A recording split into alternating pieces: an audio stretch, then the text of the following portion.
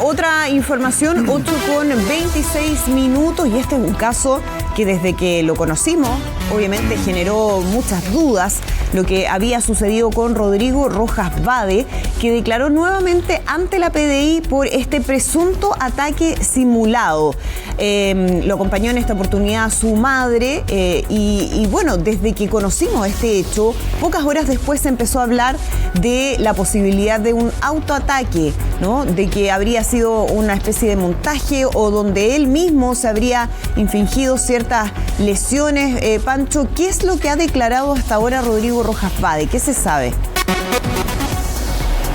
Mira, hasta ahora la declaración del día de ayer, que duró aproximadamente 1 hora, es todavía reservada, todavía no se conocen los detalles de esta declaración, pero apuntan cada vez más a la tesis del autoatentado, porque además lo que se buscó con la declaración de ayer es contrastar precisamente las tesis que ya tiene la Policía de Investigaciones respecto de un eventual autoatentado. ¿Basadas en qué?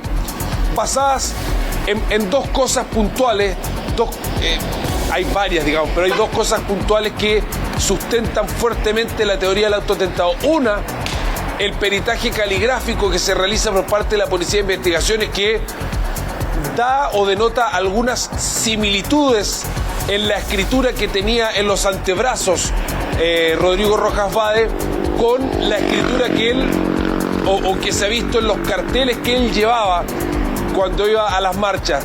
Pareciera ser la misma escritura, pareciera ser la misma caligrafía. Yo no soy perito caligráfico, pero hay ciertos elementos que ¿Pancho? Dan a entender o que permiten comparar una caligrafía con la otra. Y el otro elemento, enseguida, Andrea. Sí. Y el otro elemento son las repetidoras de las antenas telefónicas que muestran más de 900 elementos o 995. eventos activos. 995, más de 900 elementos activos en distintos repetidores que darían a entender que él estuvo siempre en su casa, claro, o en las cercanías de su casa durante los supuestos horarios en que debió haber sido secuestrado. Por lo tanto, hace bien poco probable la tesis de que lo hayan secuestrado si él estaba en su casa, y eso alimenta la teoría del autoatentado. Y esto es lo que se buscaba contrastar ayer en esta declaración que dura más de 1 hora, que recordemos que él ya declaró una vez. Sí. Declaró justo antes de haber sido dado de alta el 26 de marzo, pero él dijo, no recordó, tiene un borrón, no recordaba absolutamente, ¿Qué había ocurrido? No recordaba nada.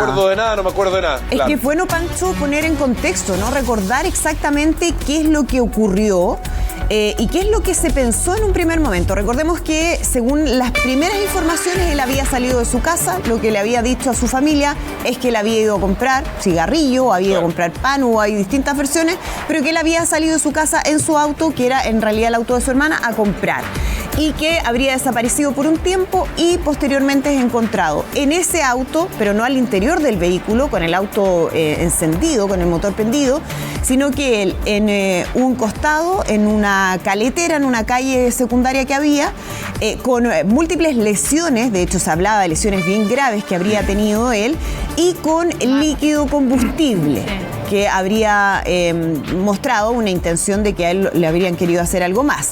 Y además, y fue algo que llamó inmediatamente la atención, con escritos en sus brazos que eran contra, digamos, un sector político, lo que podía tener una interpretación, especialmente cuando estaba partiendo este gobierno. Claro. Fue el día en que asumía, o el primer día de gobierno del presidente José Antonio Kast.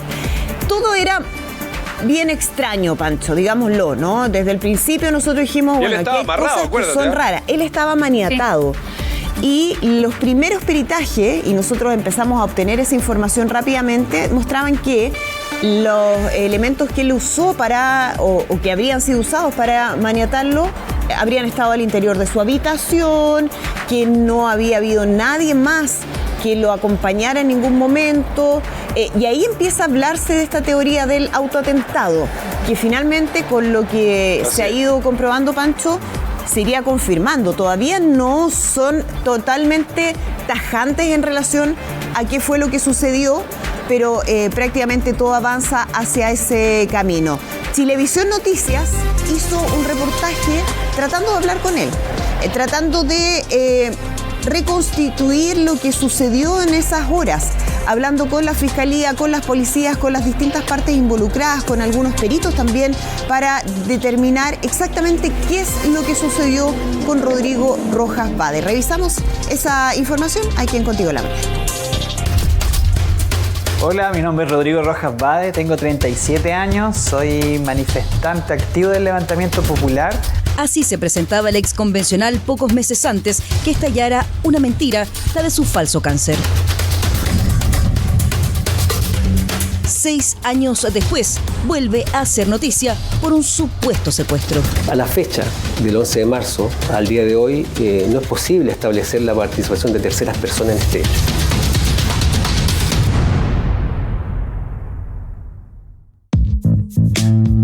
Para iniciar este reportaje antes hay que hacer una confesión.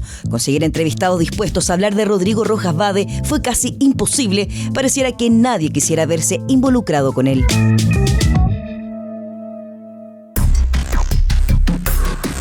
En búsqueda de respuestas, llegamos hasta el sector del tránsito en Pomaire. En este condominio vive el exconvencional junto a sus padres. Desde acá, el 11 de marzo, pasadas las 22 horas, salió a comprar cigarros antes de ser encontrado maniatado. ¿Sabe usted por acá dónde venden cigarros por acá cerquita? Allí hay unos más de tener cigarros. Creo que una sola vez vino a mi negocio. No, yo no lo veía, no se veía en realidad por acá, por el sector. ¿Y ese día usted lo vio, vino a comprar acá? No, para nada, no. Continuamos la búsqueda preguntando incansablemente en diversos negocios de los sectores de Pomaire y Melipilla. La mayoría baja las cortinas antes de las 9 de la noche. Eso nos permitió acortar el perímetro porque Rojas Bade salió de casa pasadas las 22 horas hasta que llegamos acá, el mini market Santa Valentina.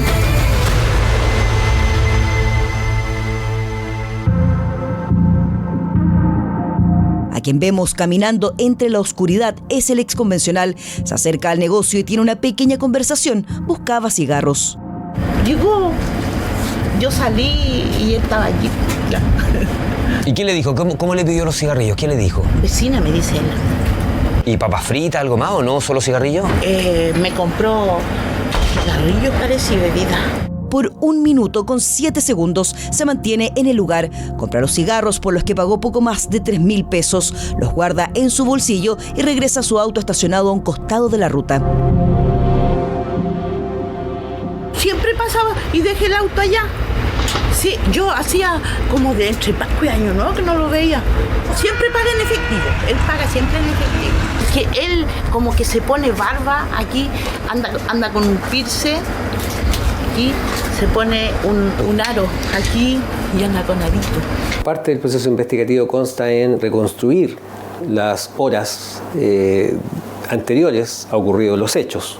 En este caso él sale de su domicilio en un vehículo que utilizado por su familia, no solamente de uso particular de él, sino que un vehículo de uso familiar. Sale de su domicilio en dirección a un mini market con la finalidad de comprar cigarros. Esos son los antecedentes que se manejan y los que se han podido reconstruir a la fecha.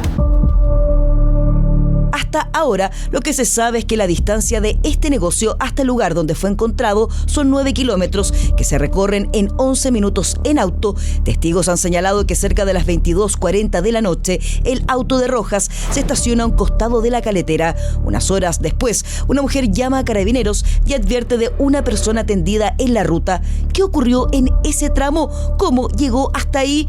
¿Alguien lo atacó? ¿Quién y por qué? ¿O fue realmente un autoataque? ¿Por qué alguien haría algo así? De que es un proceso que está en curso y no es posible establecer la participación de terceras personas a la fecha. Entonces toma fuerza la teoría de que esto podría haber sido una autoagresión. Bueno, es una de las hipótesis que aún se mantiene en pie. Insisto, es un proceso que aún está en desarrollo, una investigación aún en curso, que se investiga con la misma acuciosidad como se investigan todos los delitos de secuestro que son denunciados, siendo falso o no posteriormente como resultado. Entonces le pregunto, ¿admite responsabilidad? Sí. Ya individualizado a sufrir la pena de 61 días recibido menos su grado mínimo por su responsabilidad como autor del delito consumado de estafa. Tal Tal vez no lo recuerda bien, pero el 13 de febrero de 2023, Rodrigo Rojas fue condenado por el delito de estafa residual. Rojas Bade organizó en su propio beneficio una rifa solidaria por su supuesta enfermedad. Por esta rifa, el imputado recibe una suma total de 11.940.696 pesos, provenientes de diversas víctimas, de las cuales se ha podido identificar a las siguientes. 1. Valentina Isabel Pérez Cifuentes por 15.000 pesos. María Isabel Rojo Montaner por 20.000 pesos. Amaya Natalia Candia Neira por 10.000 pesos. Patricia Alejandra Vargas Leiva por 11. Una casi interminable lista de nombres y montos que iban desde los 5.000 pesos y otros que superaban los 100.000 pesos. Personas que no lo conocían, pero que se conmovieron con su lucha contra el cáncer. Desinteresadamente se metieron la mano al bolsillo para ayudar a ojos cerrados a un extraño. Es que su vida estaba en juego, supuestamente. Yo mentí sobre mi diagnóstico. No tengo cáncer. No tengo cáncer. Mentira que quedó en el recuerdo de todo un país y que dificulta a muchos creerle otra vez, años después.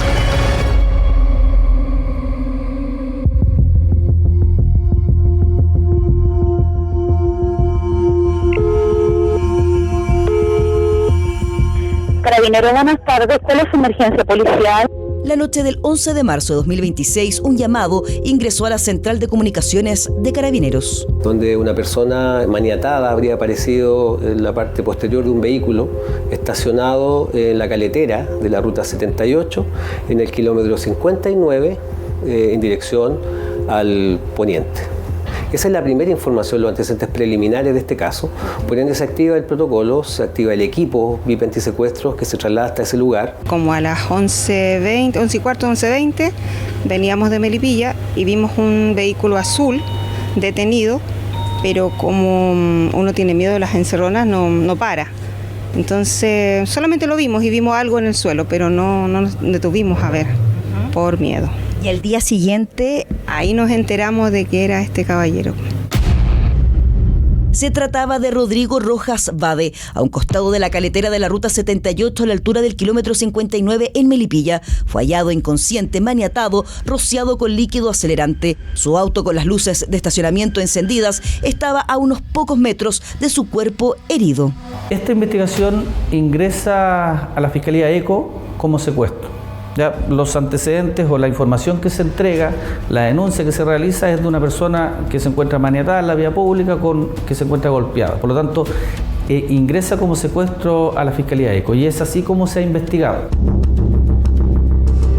Secuestro, esa es la información preliminar, el delito que la Fiscalía ECO y la Policía de Investigaciones hoy indagan, y es que las condiciones en que se encontraba Rodrigo Rojas indicarían en ese entonces la intervención de terceras personas en este ataque. Tenía algunos golpes en la cabeza, se apreciaba sangre también en el asfalto, en el lugar, tenía las manos maniatadas, algunas marcas superficiales en las muñecas, de probablemente haber sufrido algún tipo de lesión con un elemento cortopunzante probablemente. Algunas escrituras en los brazos que son bien conocidas, que hacen alusión a temas políticos.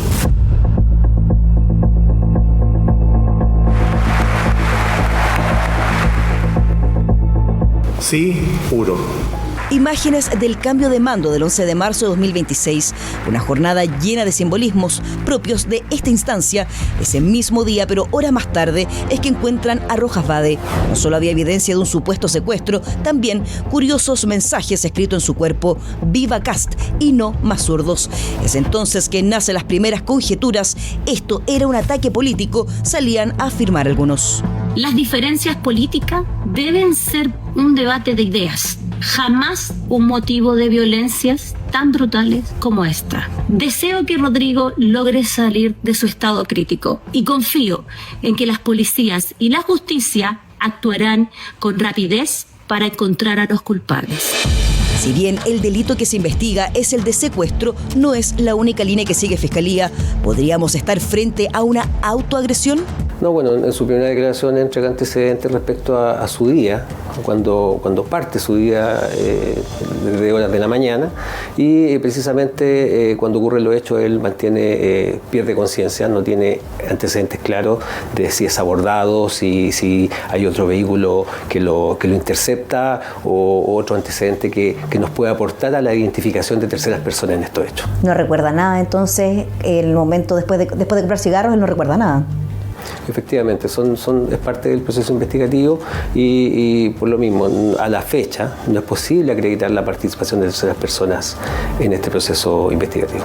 ¿Podría entonces el mismo Rojas Vade haberse rociado con líquido acelerante, golpeado en la cabeza, amarrado y tendido en la calle a un costado de su auto? Se encontró un plumón que no estaba cercano al vehículo, estaba aproximadamente a 1,5 kilómetros del lugar en donde se encontró el vehículo, pero en atención a las marcas que tenía los brazos, evidentemente que era necesario periciarlo. Se encargó un cotejo en relación al tipo de letra que fue encontrado en el cuerpo de la víctima. Mismo cotejo que realizamos nosotros de forma independiente. Si uno ve que la letra LU, la L es más grande y la letra venidera, que sería la U, está milímetros más arriba. Y si uno ve, cumple este patrón. Con días de anticipación nos comunicamos con la perito caligráfica y le enviamos la imagen donde se puede ver la frase escrita en el brazo de Rojas Vade para ser comparado con la letra de los diversos carteles que mostraban las marchas del estallido social, haciendo alusión al falso cáncer. Estos son los hallazgos. Aquí hay botones de tinta cuando inicia, aquí cuando cambia de dirección. Nos fijamos acá arriba, estamos viendo que también ocurre lo mismo. Aquí hay chorros de tinta. Esta línea recta que está en una inclinación, lo mido y tenemos 62.5 de inclinación. Si yo tomo esta, que fue en otra época, en otras circunstancias, años de diferencia, tenemos que es la misma inclinación. Entonces aquí hay una alta similitud desde lo grafonómico. Es importante aclarar que este tipo de peritajes estudian similitudes, nunca igualdades. Cuando uno escribe, cuando uno hace su firma, su rúbrica, también tiene su patrón de escritura. Y en eso, cuando uno hace un peritaje, empieza a buscar ese patrón de escritura. Que son únicos. Que son únicos y es igual que una huella. Una huella dactilar es única y irrepetible en el mundo. Nosotros también tenemos nuestra escritura única e irrepetible. Además de los cotejos a la escritura, hay una serie de peritajes que buscan diseminar las dudas del ataque en base a evidencia científica. Por ejemplo, las mismas amarras con que encontraron maniatado al ex convencional fueron encontradas en su casa al momento del allanamiento. Efectivamente se encontraron algún tipo de amarras, esto consta también ya en diversos medios de prensa, pero es un elemento más que debe ser analizado durante la investigación para poder establecer qué fue lo que ocurrió.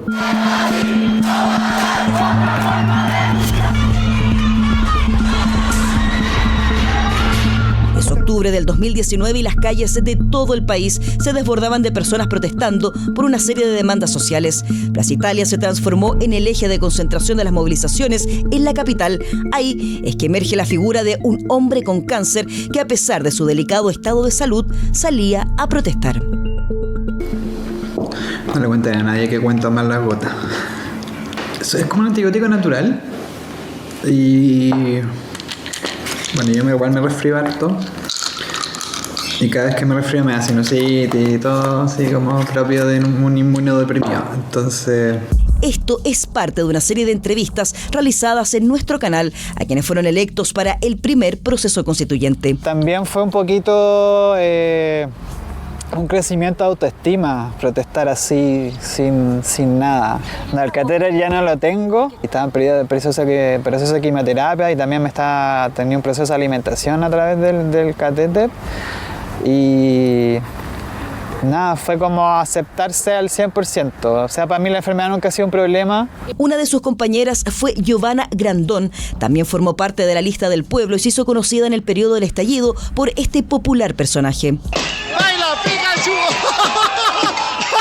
¡Pero cayó Pikachu! ¡Ay, Pikachu! ¡Baila Pikachu! ¡Baila Pikachu!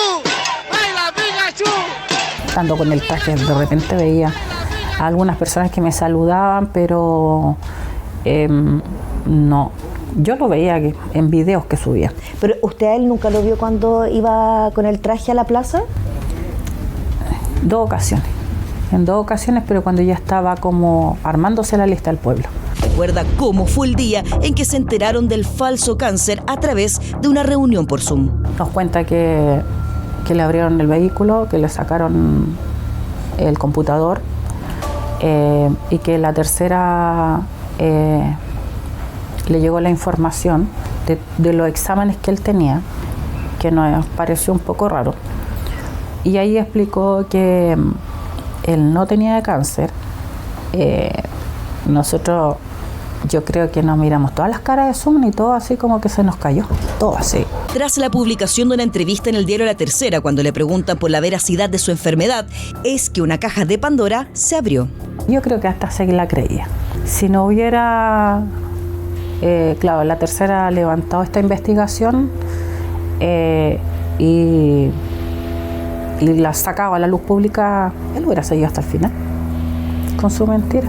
¿Quién se puede imaginar que alguien va a inventar una enfermedad tan cruel como es el cáncer y que además, bueno, obviamente inventando esa enfermedad se generó al final un fraude en términos económicos, pero por otro lado también utilizar eso como una especie de bandera de lucha es de una persona que obviamente está desequilibrada en términos psiquiátricos, pero jamás se me habría pasado por la cabeza que podía ser mentira.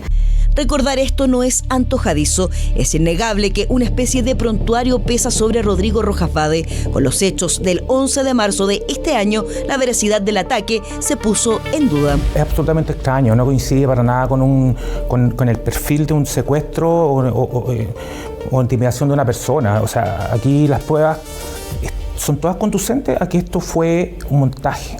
O sea, lo digo claramente, no me das tinta, sino que esto es un montaje. Gonzalo Araya es coronel en retiro de Carabineros con vasta experiencia en investigaciones complejas. Gran parte de su carrera la hizo en el departamento OS9. La víctima estaba maniatada en la parte, por el frente del cuerpo, en la parte frontal. No es común, ¿no? Porque él tiene cierta maniobrabilidad con sus manos.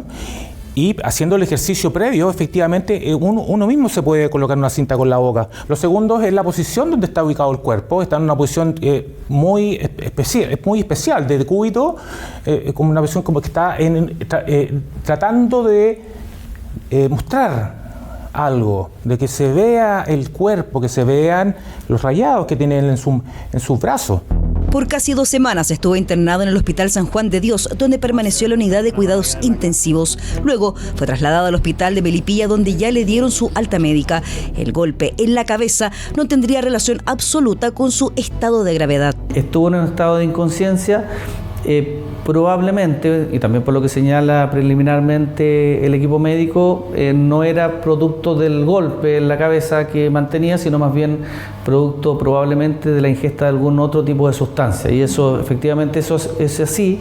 Cuando ocurren los hechos, él pierde conciencia, no tiene antecedentes claros de si es abordado, si hay otro vehículo que lo intercepta o otro antecedente que nos puede aportar a la identificación de terceras personas en estos hechos. Lo que comenzó como un secuestro estaría más bien cerca de ser realmente un autoataque. En solo unos días estará la confirmación con los resultados de los peritajes finales que determinarán en un 100% si Rodrigo Rojas Vade dice la verdad o nuevamente una mentira. Ahí está el completísimo informe de nuestra compañera del Departamento de Prensa, Alejandra González, con las pruebas que mantiene la policía y la fiscalía y que inculparían al señor Rodrigo Rojas Vade en los hechos ocurridos el día 11 de marzo. El tema es si la justicia va a poder luego comprobar aquello y una vez comprobado, ¿tiene sanción? ¿Tiene sanción o pasa colado a simular un ataque como este en un país que además se divide políticamente y en donde esto genera reacciones, porque hubo mucha gente que agarró Sí, papa el 11 de marzo. Dijo, oye, mira lo que pasó. Carlos Gajardo, ¿qué dice la ley respecto de eso? Muy breve, por favor. No, muy cortito, ¿no? Efectivamente, hacer una denuncia falsa es un delito, está en el artículo 211 del Código Penal, pero en este caso, probablemente Rojas Vade podría decir, yo nunca hice ninguna denuncia, ¿no es cierto? Él, además, en su declaración ha dicho que no recuerda nada, ni tampoco imputé a ninguna persona. Entonces, más bien parece esto, si se comprueba esta tesis, que es algo más bien psiquiátrico, pero que penalmente no tendría muchas podría quedar en consecuencias. nada, Carlos. Podría quedar penalmente en nada en contra de él. Mira, 8:51.